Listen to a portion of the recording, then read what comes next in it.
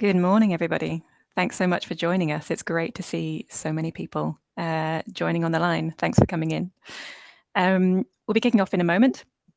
I'll do some introductions and set the scene, and then I'll hand over to our panelists to give an introduction as well. Starting off with myself, my name is Becky Wildball. I'm Chief Science Officer at Natcap, and we're hosting this webinar. For anyone who's not familiar with Natcap and who we are, I'll just tell you a bit about us. So we're a nature intelligence provider. We combine data, scientific insights, and advisory services to help companies understand their impacts and dependencies, risks, and opportunities on nature. And our solutions provide data and insights to support TNFD, CSRD, many of the topics that we'll be talking about today. In fact, today we're also releasing a new white paper to help organizations make sense of TNFD recommendations. And we also have a new TNFD preparedness assessment tool, which we'll tell you about more towards the end as well, but a 3-minute survey to help you understand whether you're prepared for TNFD. So plenty of resources coming through, and we'll pop those in the chat, and more to talk about with our panelists.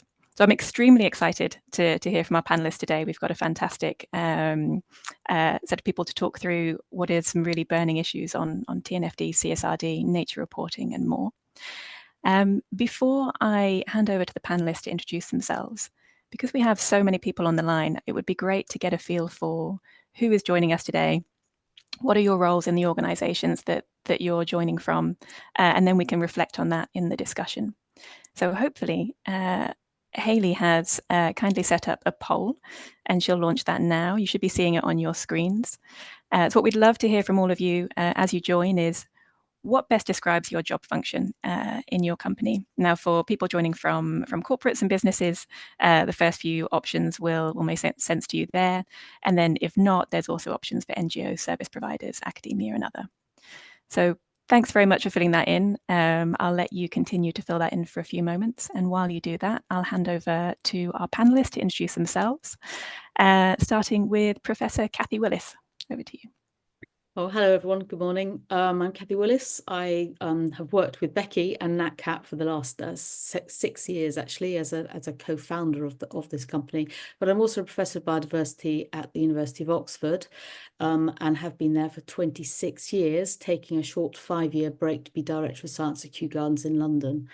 I also wear a policy hat now, whereas 2 years ago I went to the House of Lords as a crossbench peer, very much working on amendments and all different aspects of nature and biodiversity, and how we properly embed that in all the decisions that are coming out from our current and past governments. Thank you. Thanks very much, Cathy. And then David, can I hand to you? Thanks, Becky. Good morning. Good afternoon to everyone who's joined. It's great to be with you, and thank you for the invite, Becky. And it's great to join the panel for what will hopefully be a really interesting discussion. So I spent 30 years in technology and data, mainly in financial services.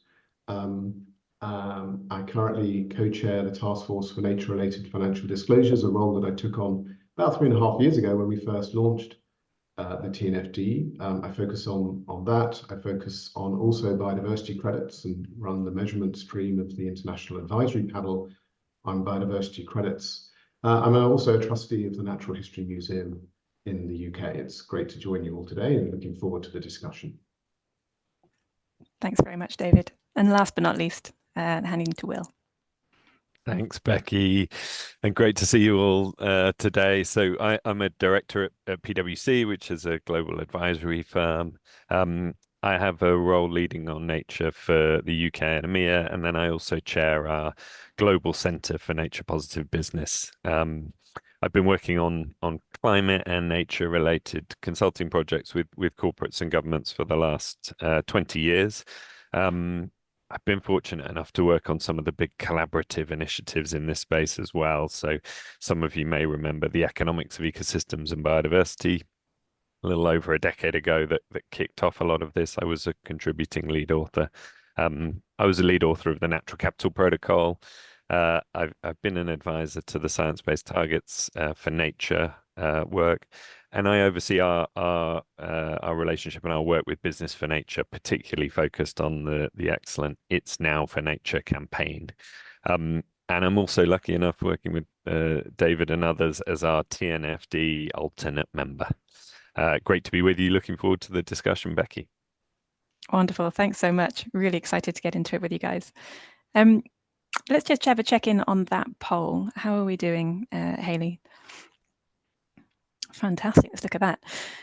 So it seems on the line, majority of people we have are in from sustainability teams, fair number from service providers, marketing and sales, and others, and quite a few from finance, which is fantastic, and a few executives as well, which is great. No one from procurement, but a good smattering from others.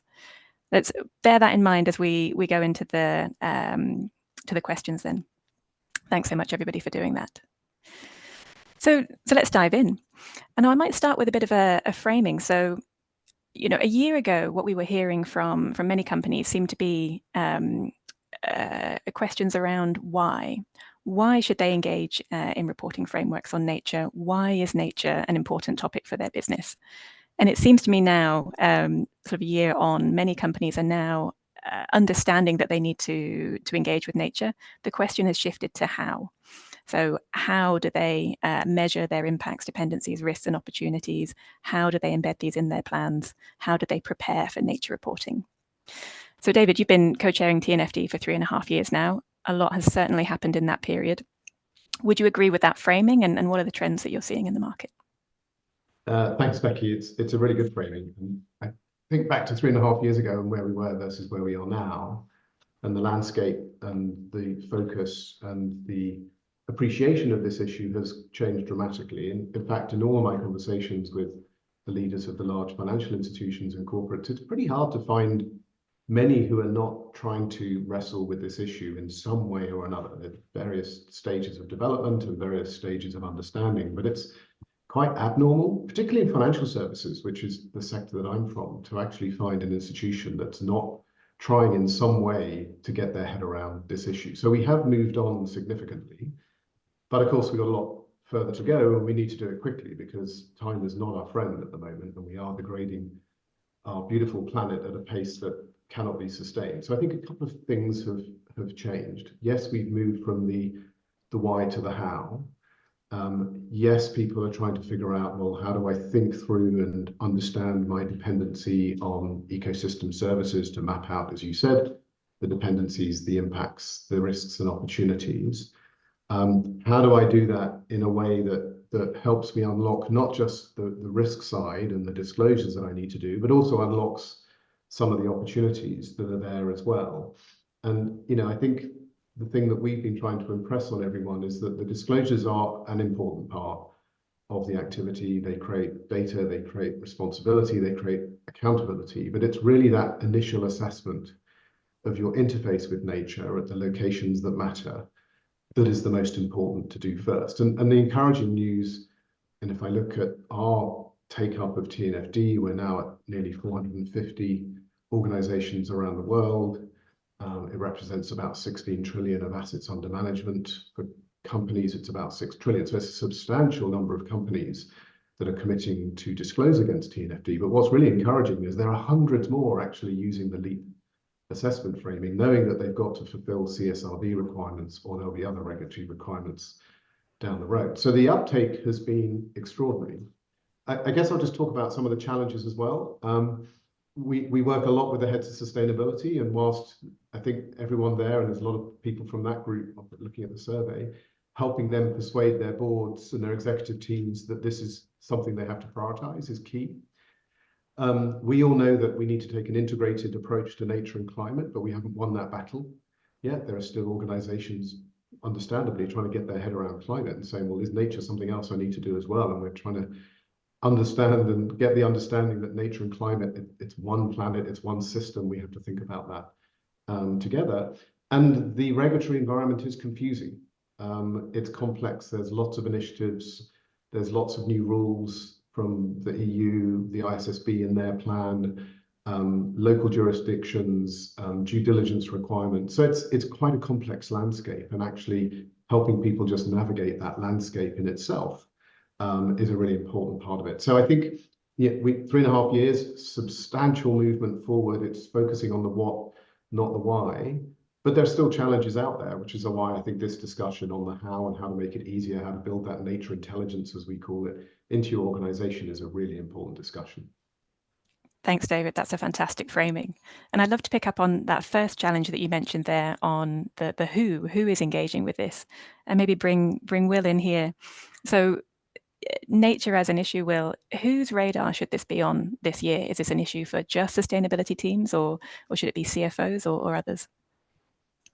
Yeah, it's a great question. I mean, isn't it interesting to see the folks we've got on the phone today? And I think that is quite representative of who is currently engaged on this topic. So it's great that we've got that spread. It is surprising that we don't have anyone from procurement and supply chain, and I'll say a little bit more about why I think that's surprising in a sec.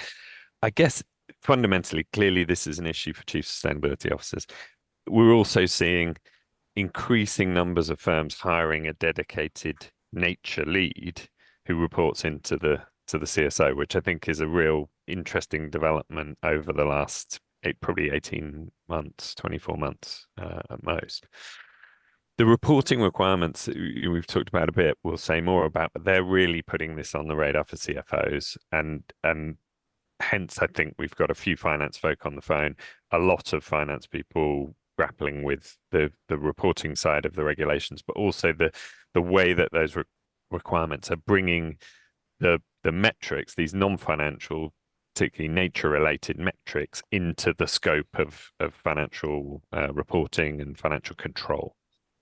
The process for assessing risks and opportunities is bringing nature to the attention of folks who are responsible for enterprise risk management as well. So, you've got some chief risk officers. We've got a couple of people from risk on the phone and interested in how this is playing for them and if they're seeing it as a material risk already. Organizations with big sites, it might well be site managers, but then they need credible data to be able to substantiate the risks and the impacts that they're observing.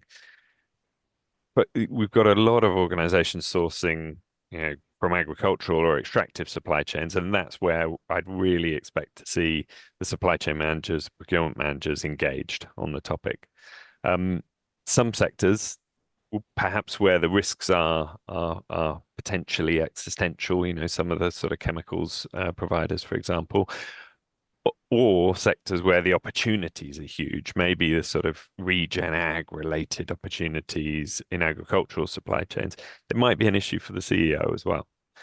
So you see some organizations really taking it to a senior strategy level. I think one common theme that we're finding that David referenced is that sustainability teams, where they're wanting to engage more broadly on the topic across the organization, they're really needing rigorous and credible evidence base around those nature-related dependencies, impacts, and then obviously translating that into risks and opportunities, the sort of language that the rest of the organization understands. So to succeed in that internal engagement, they're needing that real credible underpinning.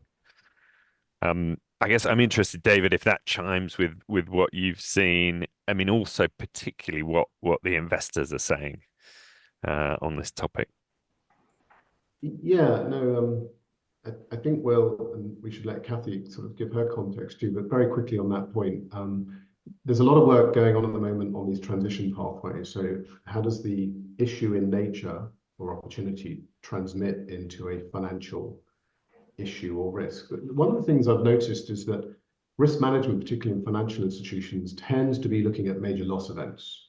What's the scenario of a major flood, or what's the scenario of X, Y, and Z?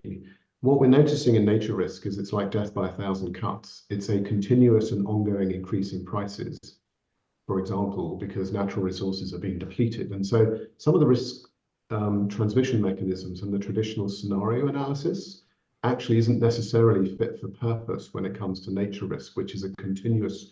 And when something is continuous and it's happening, well, actually, it's not a risk. It's a degradation of your business model. So I think just a quick comment, we're doing a lot of work on these transmission pathways by sector to give people examples of where they're seeing in a certain sector like ag or textiles or production of materials, what are the transmission pathways from nature and ecosystem services into a material issue? Thanks, David. That's a really good framing. I'd love to bring Kathy in here as well. Will, you mentioned about the need for good evidence. Just before I do, a reminder to everybody on the call, we have a Q&A panel. There's a little button in the bottom. Please do drop your questions in as we go along. We'll be taking a look at those and then we'll pose them to our panelists at the end. But Kathy, I'd love to bring you in at this point. I mean, a lot of people say that nature is very complicated. We don't have enough evidence. What would be your take on that? Well, I think it has been the way that people view nature is always is been overcomplicated. Actually, I think people always think of nature as like in the impossible bucket, whereas climate is somehow easier.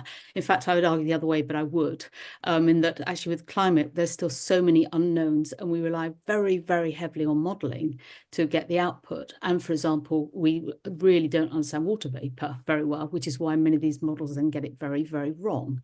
So we're quite happy with climate now. I think we're sort of confident, but with nature, it's like, well, we don't know where the data is, we don't know how to do it. In fact, many companies are already collecting a lot of the data that is relevant for understanding nature's risks and benefits. For example, data on water and data on pollution, and also looking at carbon storage. I know a number of companies now, and I've worked with a number of companies that are really looking at this. How much carbon can we store to offset what we're emitting? So I don't think it is nearly as complex as people say. And also, and we'll come on to this later, I mean, there are huge data sets out there. So I was a lead author on the IPBES global assessment of biodiversity ecosystem services a couple of years ago, the one that came out in 2019. And we assessed thousands and thousands and thousands of different data sets that are out there. And I think in some ways, one could argue we have too much data, not too little. And I do not believe that nature is that difficult to work through, especially with many of the data sets and models that we now have available to us. But it's just changing the conversation, really, because for far too long we've just said, oh, that is in the too difficult bucket. And I absolutely don't agree. And also, if I might say, there are about 5 or 6 key things we're trying to measure here. We're trying to look at pollution, we're trying to look at water, we're trying to look at soil erosion, we're trying to look at rare, threatened, endangered species, and we're trying to look at health, the benefits of health that we get from nature. So those are the 5 societal benefits that we really, really need to be thinking about. It's not much longer than that. So it is a manageable number, and those very much align with what these frameworks like CSRD and TNFD are asking for. So I really think we have to change the conversation about nature and nature reporting. Brilliant. And that might be a good moment to bring you in, David. Kathy mentioned TNFD there. With your background in financial data, do you agree with that assessment? And what are TNFD doing about this challenge of almost too much data? Well, I do, and it's really refreshing to hear someone with scientific expertise like Kathy say, actually, it's not that complicated, because a lot of the scientists often tell us it is very complicated. And let me tell you how we embraced this issue, starting 3.5 years ago. So we engaged a lot of science, we engaged ESRS, we engaged all the scientific groups and the people, and say, look, let's get this complexity down and try and simplify it to what matters. So if you look at the TNFD metrics, and we'll come on to data in a moment, it really boils down to, what are my impacts and dependencies? How do I measure those? And we focused and aligned to the IPBES 5 drivers of harm. That is very robust, it's very well understood, it's land use and water use change, it's resource consumption, it's pollutants, it's climate change and invasive species. So we aligned the metrics that you can measure around that. We put a core set of metrics that can be tweaked by sectors. Some sectors obviously have different pollutants than others, so you have to acknowledge that. And then we translated that into 5 metrics for risk and opportunity. So you really have 14 metrics at its maximum that have to be determined to do your dependencies and impacts. Now, the interesting part of that is people's reaction to, well, where do I get the data, is that they have to go out and consume huge amounts of satellite and topographic and other data. But actually, if you want to understand your land use change or your water use, that's in your organization. So actually, it's in your organization or your supply chain. It's not out there in the external world. So when I hear, well, there's not enough data to address this. So to Kathy's point, there's always too much data. Focus on the things that matter, that we know scientifically are causing the biggest issues, that you know that you have the biggest dependencies on, and you actually narrow it down. And actually, there's so many reports now from CSRD and actually TNFD reports. There's about 50 in the public domain, and they've really managed to boil it down. And a lot of people have said when they've gone through this process, we were overwhelmed by the perception of complexity at the beginning, but actually when we started to drill it down to the things that matter, it became quite intuitive. And actually we knew a lot more than we thought we did. Now, there is a learning curve. It's not necessarily easy, but I just guess I wanted to sort of re-emphasize what Kathy said. Don't allow people to tell you it's too complex, and remember that most of the information and data is out there. The only thing I would add to that, though, is the data is obviously very contextualized by the location, unlike climate.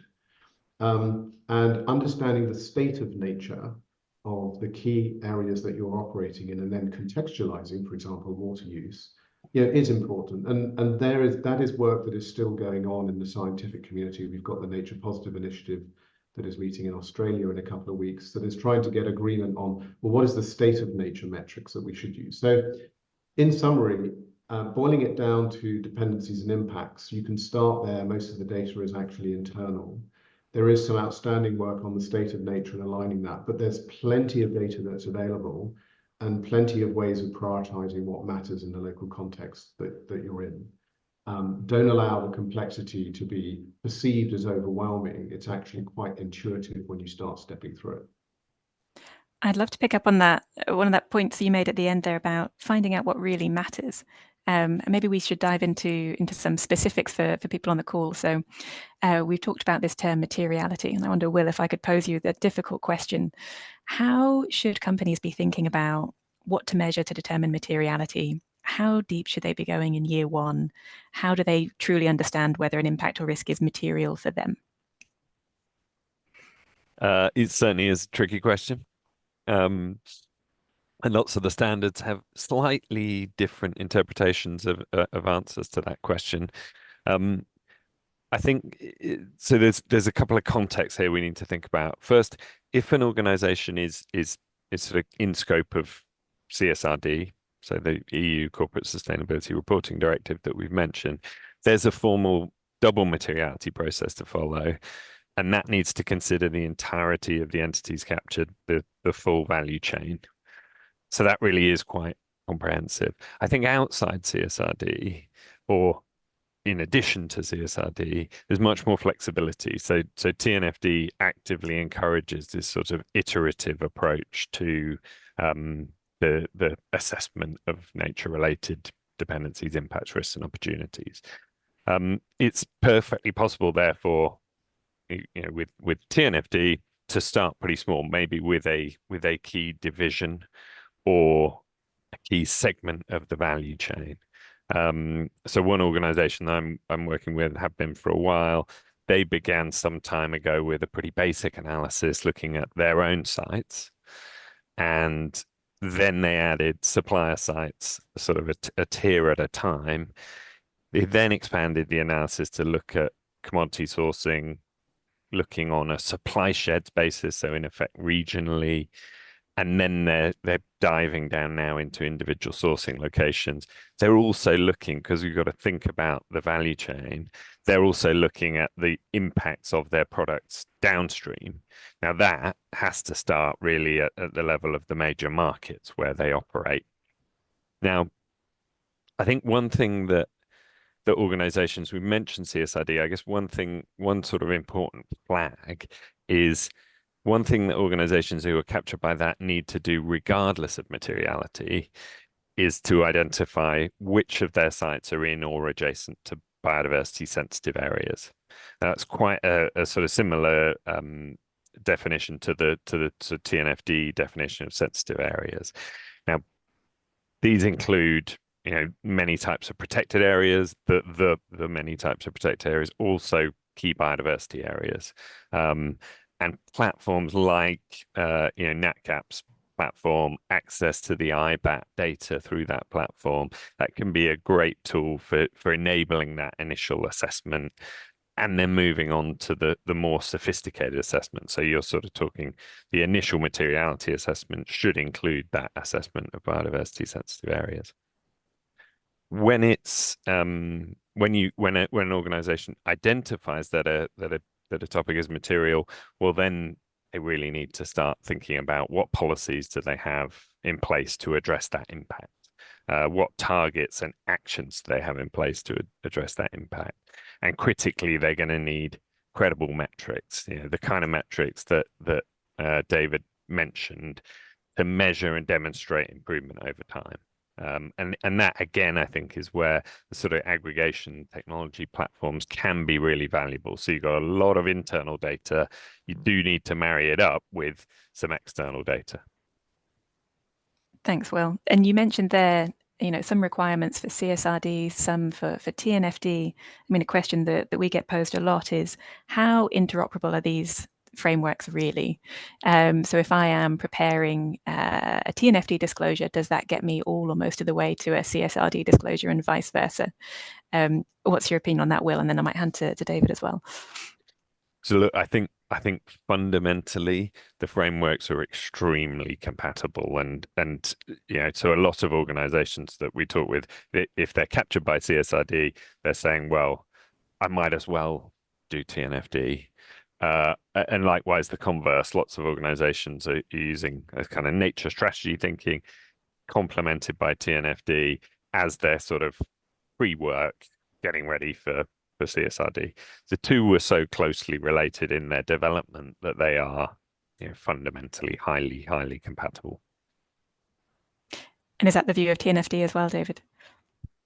Yeah, I agree with Will. I think it's worth remembering they're slightly different aims. So TNFD is a voluntary market-led science-informed framework. It was designed to get the market to work together to figure out how best to address this. CSRD obviously is a regulatory mandatory disclosure framework.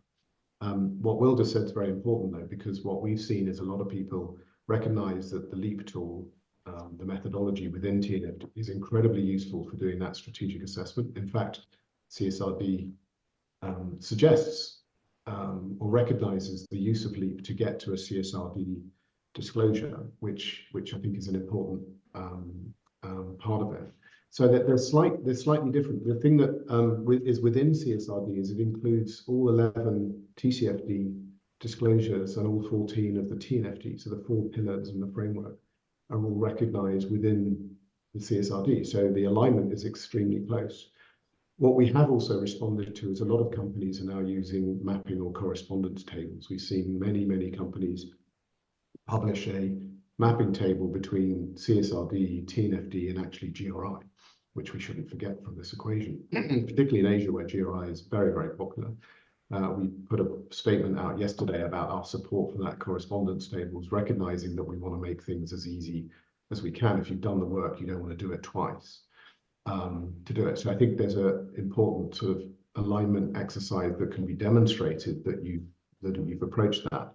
But maybe I'm biased, but I think this is more about strategy than it is about just disclosures, and therefore I would be suggesting that if you really want to understand the opportunity side as well as the risk side, and you want to really get onto your supply chain and understand your business model with nature, the TNFD and the LEAP approach is a great tool for doing that, and then that will lead you to disclosures that are actually meaningful, as opposed to just ticking the box and saying, well, here's some data sets that we recognize that we should put out there.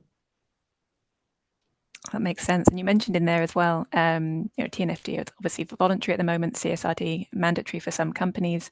I'd love to hear from Kathy here on sort of a policy perspective. How are policymakers thinking about these frameworks, and how should we expect that to change in the future? Well, I can only give my perspective from what I'm sort of hearing and how I'm interacting on various different fora, including the House of Lords. But with TNFD, I mean, I asked a question last session about TNFD, and my feeling is that DEFRA are absolutely looking at this, and so are sort of people working sort of financial services side of things. But it is quite interesting because yesterday I went to a meeting which was a precursor to the COP CBD in Cali in Colombia in October, and TNFD was being mentioned about how do we bring all these different frameworks together, and should they become mandatory, or should there be more thought about making them mandatory? Because I think the voluntary ones are great, but we always still end up with those that are already doing this stuff are the ones that actually then follow these frameworks, and actually the ones you really want to follow or do this stuff are not actually even interacting with this at all right now. So for me, it's an interesting time.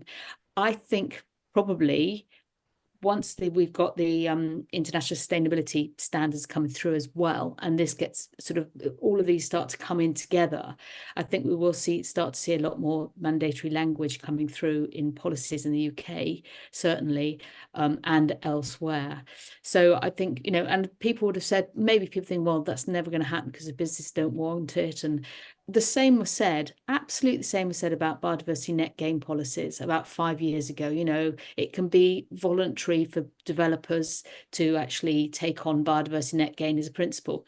It didn't happen. It's now a policy. They have to do it. It's mandatory. And all of a sudden, the number of people who are actually actively looking at the nature on their site when they're doing a building project, they have to do it now. So therefore, I think there's been a real sea change. So I do believe in the longer term, these policies will become mandatory in some form, but how we deal with all these different frameworks and how we somehow bring them together, the more, and I'm delighted to hear from what David's saying, I mean, the more there is proper communication and acknowledgement that not one size fits all, but broadly they need to be under the same heading, I think the closer we will get to coming up with a standard and a framework that everybody can follow and adopt.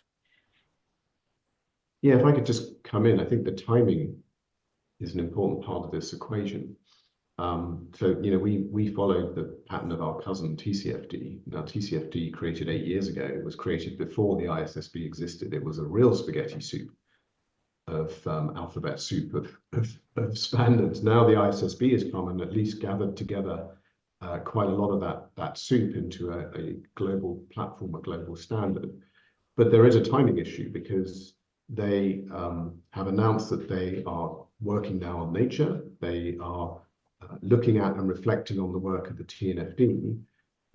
What I would say to everyone, and maybe an ask or an appeal, is they will be consulting the market to say, what should we do and how should we approach this? Well, the more people that are using TNFD, which is designed by the market and designed to be practical but scientifically robust, the more they will incorporate that into that standard. So there's a vested interest in all of us to testing this, to piloting this, to creating it, making it robust. There's nothing worse than disclosure regimes that have just been put out there without thinking through how to use them in practice. This is a complicated area. We'll go back to the simplicity discussion we just had. And it's complex because there's lots of different choices and options. So the more we agree on a set of standards and an approach, the simpler it becomes. Because I, as an investor, can look across my companies and say, well, actually, let's look at a theme like water use or land use change or pollutants and have comparability across how they're going to use. If you allow a free-for-all for how everyone describes that, it makes investors' jobs really difficult. And ultimately, what are we trying to do here? We're trying to shift finance away from the things that harm nature into nature positive outcomes. We're trying to shift investment into the opportunities and the transitions and the resources that we see that don't destroy nature to produce what we need, but actually avoid that or even restore it. So trying to getting that timing and understanding that timing is important. We don't know the timing of when ISSB exactly will release. It might be 2026 if you look at their consultation. So we have this period of time where we have CSRD, that's here now.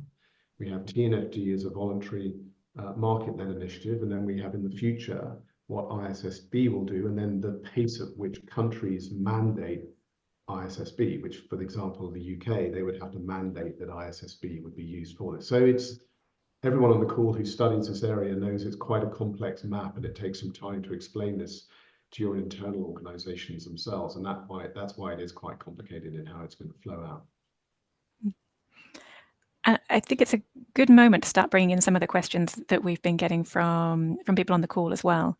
And picking up on that point on integration, I mean, there's a question about how to integrate nature with existing climate reporting. Both have very similar structure and data inputs, but where does climate governance end and nature governance begin? I wondered if anybody in the panel would like to speak to that, about moving to integration. Yeah, let me have a go at that. I mean, when we first started, I remember speaking to Mary Shapiro and Curtis and the team at TCFD, and they said, look, we don't have the capacity to build nature into TCFD, but take everything that we have and use it, improve it. So we cut and paste literally the 11 disclosures and the pillars, so that when you look at governance and strategy, the disclosures are almost exactly the same. So what does that enable? It's enable anyone who's following a TCFD approach, and most people are starting with strategy and governance, incentives in those areas, to actually put nature into the same group. And that leads to huge efficiencies, because it means you can use the same teams, you can use the same approaches to do that. Now, when you look at what are people doing in the real world, and the reports that are coming out, there's various different approaches. Some people have put an integrated nature and climate report out. Some people have put a dedicated nature report out. It's about 50-50 at the moment. My assumption and my prediction is they'll see more and more merger between the two. I think people felt they wanted to do the nature topic first, but then you'll see the two come together, particularly as the mandatory regimes drive us in that direction. And Will, is that what you're seeing as well from the implementation side? Has anybody made that leap yet and really started to integrate the two? Yeah, no, I think that's spot on. I mean, I think one of the things we are seeing is companies extending their climate governance to incorporate nature, and therefore then extending their risk management procedures, broadening the metrics. We are seeing that in some instances. I think David's right, though, that often organizations they need to sort of really fundamentally get their head around the topic and how it's relevant to them, and then think about integration. So I think it's perfectly valid to come at it in either way, almost integration first, if that feels easier internally and organizationally. In some cases it will, or really understand the topic and then sort of build from there. Sorry, Becky, go ahead. I was going to say I could pick up one or two of the other questions if we wanted to. We wanted to pick off a few. I was going to pick up one thing on integration of what's coming down the line. So we're about to release at COP our transition guidance.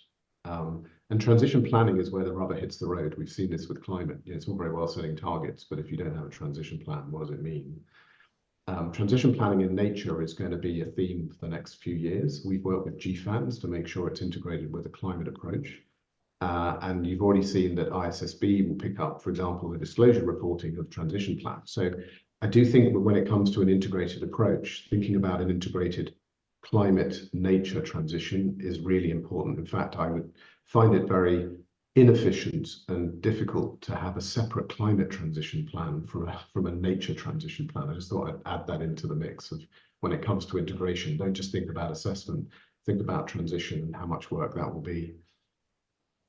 Thanks, David. I think really important point.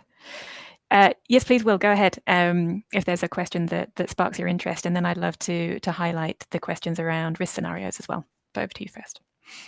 Well, just to say, how does nature relate to CSRD is one of the sort of key questions, and I think it is important clarification. So I guess the way I think about it, all the environmental standards under CSRD, so E1 to 5, bear some relation to nature, but really the core ones of E2 on pollution, E3 on water and marine, E4 on biodiversity and ecosystems, that's the core of what is captured as nature related reporting. That's the core of what's in the scope of TNFD, for example.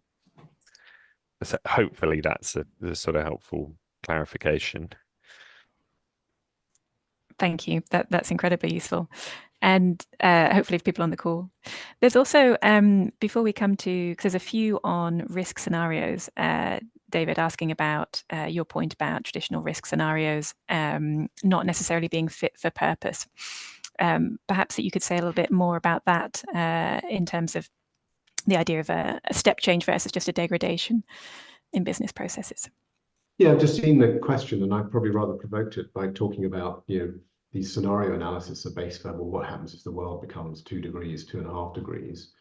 They don't necessarily fit when it comes to nature, where you're looking at continuous and ongoing degradation and issues.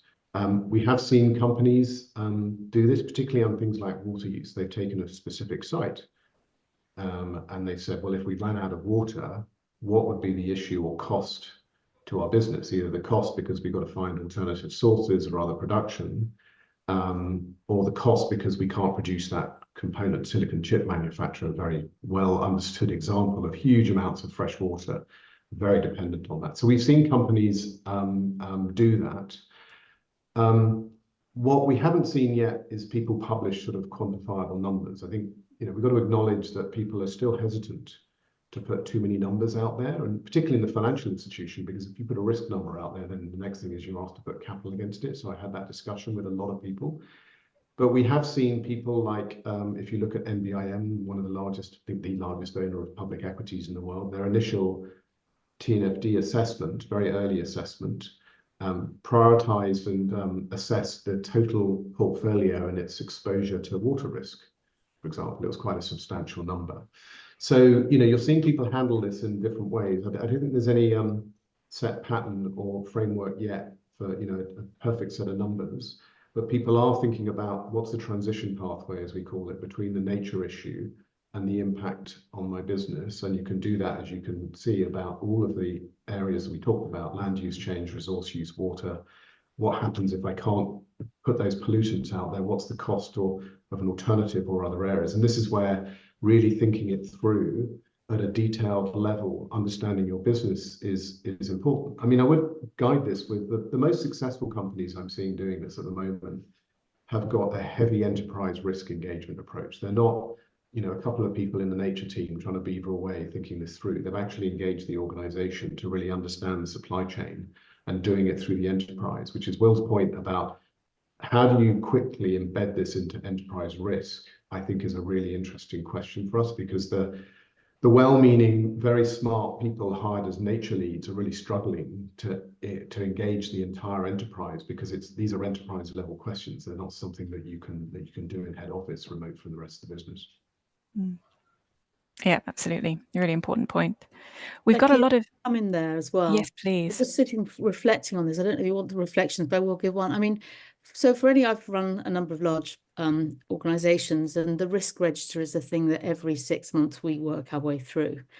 And I think one of the real problems with the way that our companies and our institutions set up is that very rarely does, well, in my case, the nature risk never makes it onto the risk register. And until we actually get it onto the same document that's being used to assess all the other risks in that organization, then we're always going to have this problem, because people are working in silos. And I think this is where these frameworks are so helpful in drilling down what the real key risks are that you need to consider. And somehow we now also, in that transition process, need to change that into a language where they sit on the risk register in the same way as what we're all trying to do is mitigate against that risk. So then what are the actions that we can take to actually turn this around, which in a sense is, absolutely what the long-term objective should always and is in all of this work. So I think there's all to play for here, and it is a very fast-moving place. But coming back to your point, David, the more we can get companies at large to start to put this stuff on their actual main risk register, the quicker we will get to adopting and bringing about change, I believe. Thanks, Kathy. And Kathy, sorry, Becky, I might just chip in to add to what I think is quite a rich theme here around sort of scenario analysis, scenario thinking in this arena. So there are some quantitative nature-related scenarios out there. So there's the sort of FPS, sort of future policy scenario plus nature, which provides some sort of quantitative framing for scenario analysis. I understand that NGFS, so the Network for Greening the Financial System, are similarly working on nature-related scenarios. I've been in a few roundtables recently where we've been talking about and calling for this sort of broad, generic, normative scenario. I think at one level, we can think about the global biodiversity framework. So the framework that was agreed in coming Montreal as providing the sort of outline for what that scenario should look like. Making it practical, though, when we've been working on this with corporates in particular and looking at quantitative nature-related scenario analysis, I think currently for that to be useful, it is focused around individual risks, and it's often quite bespoke. So on the one hand, I'm saying, yes, it will make sense to have these broader normative scenarios defined. On the other hand, the practical utility in the short term of scenario analysis comes from understanding a specific risk, digging into that specific risk. Now, whenever you're quantifying then the potential impact of a risk, you're effectively thinking about a scenario, but you're doing it on the basis of a discrete risk. And that's where I've seen companies succeeding in getting meaningful results that are actually then informing strategy, is when they're homing in on their individual risks. I don't know, Vic, if you want to pick up on some of the other questions. There's some quite good ones. Well, I was thinking, following on from what, Will, you were saying there, there's a question about financial effects. People are struggling to measure the financial effects of nature-related, impacts, but also risks there. Is it essential that they do quantify financial impacts? And have you seen any examples of where people have done that well? I think I'm happy. Oh, go ahead, Dave. Well, you go ahead. Just to comment sort of initially, so there's not a specific requirement to quantify financial effects. So under CSRD, for example, there's phase-ins around that. There is time. Similarly with TNFD, the sort of core initial recommendations are around doing qualitative scenario analysis and really a good, thoughtful, qualitative scenario analysis around the real risks that face an organization can be more valuable than trying to do some sort of quantitative exercise. But where I have worked with organizations who've sort of been successful in quantifying some potential financial effect, it's been based on homing in on individual risks and analyzing them specifically. Yeah, that makes sense. David, did you want to come in on that point? No, I have nothing more to add. I think Will's got it exactly right. I mean, I wouldn't get too carried away with exact quantification. If your company runs out of water, tell me what number you need to tell me the financial impact that is, and the qualitative side of that is just as important as the quantitative side. A couple of other questions I thought was interesting. One, Kathy mentioned biodiversity net gain, or BNG, as we fondly term it here in the UK. Really interesting. I mean, very interesting policy that was rolled out beginning of this year. It's not the only one in the world. There's one in Colombia. There's some in India's rolling out. I think everyone's looking at the UK, and I think one of the outcomes from COP, which we haven't talked about, is that there may be more policies like this in place. But the question is, how does TNFD and BNG work together?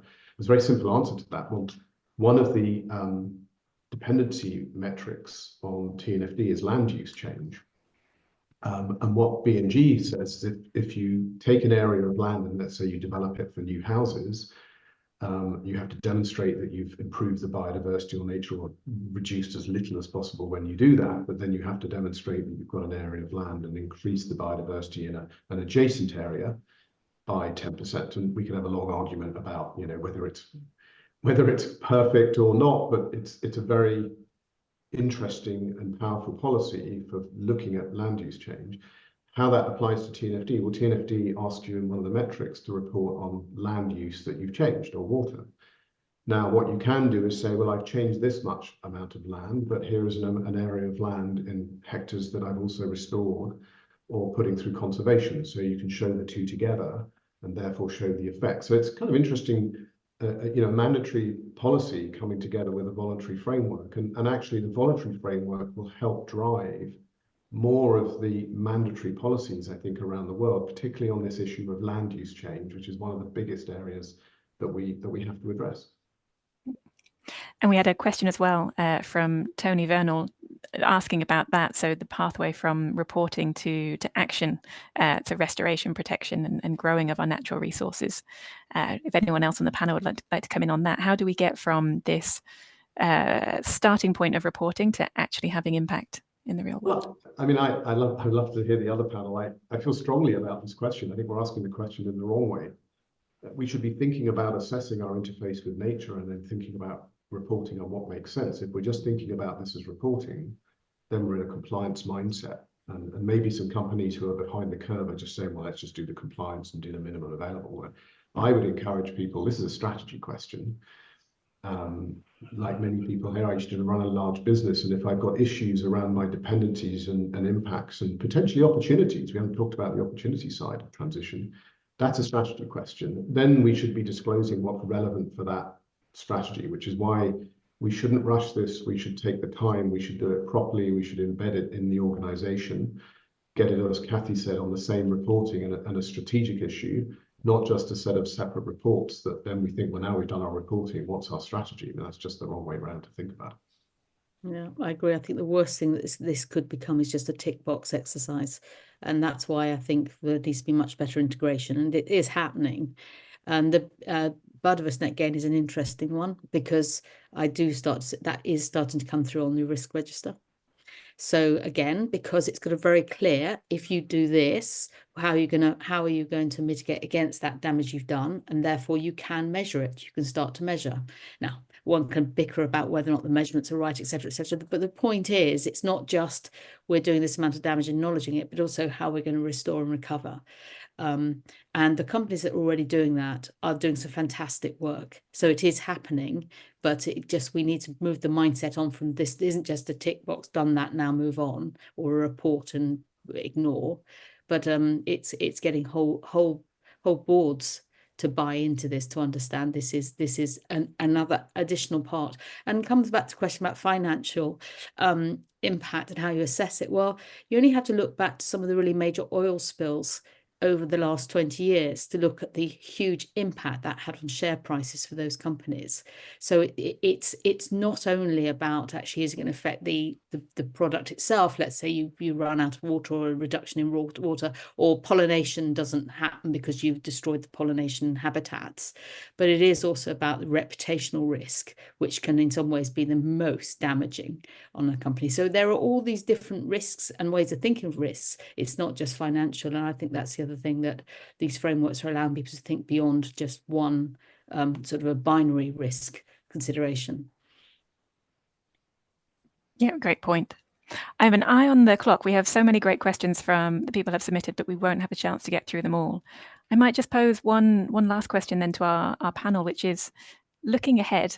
We've been talking about, how we've got here, what the last 3.5 years have held. If we were to look ahead, I'd love to ask the panelists, what are your reflections on what we should expect over the next 3 years? What do they hold? I'll come to maybe David first.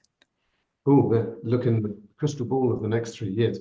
I think a couple of things. One is integrated nature and climate assessment, strategy, reporting, and transition planning. I think, as I said earlier, the rubber hits the road when you start doing transition planning. My business is completely dependent on plastic. What is my transition plan to either recycling or avoiding or reuse of plastic? And you find an industry that doesn't have that question, and that's going to have to be tackled because of the regulation that's coming, not least the others. I think we will see those companies that build capacity in nature intelligence, i.e. in the people that they have, the way they've integrated into the enterprise, their understanding of data. We haven't really talked about data and tech, but their understanding of how to use the best data and tech.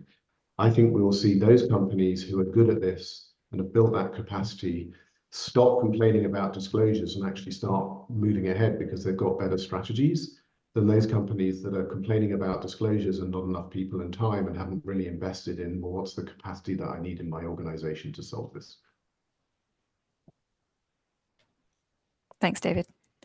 Will, what are your reflections for the next 3 years? Yeah, I mean, I think David summed it up pretty well, but I think we're gonna, I hope we're gonna see lots more credible nature strategies published and integrated with climate strategies as appropriate, transition plans for sure. If people haven't checked out or aren't aware of the It's Now for Nature campaign that Business for Nature have been leading, that has some really interesting good practice examples of what does a corporate nature strategy look like, and they've published a few examples. They'll be publishing more soon, so that's a really good resource for looking at what good looks like. I think, yeah, as David said, expecting to see more integration.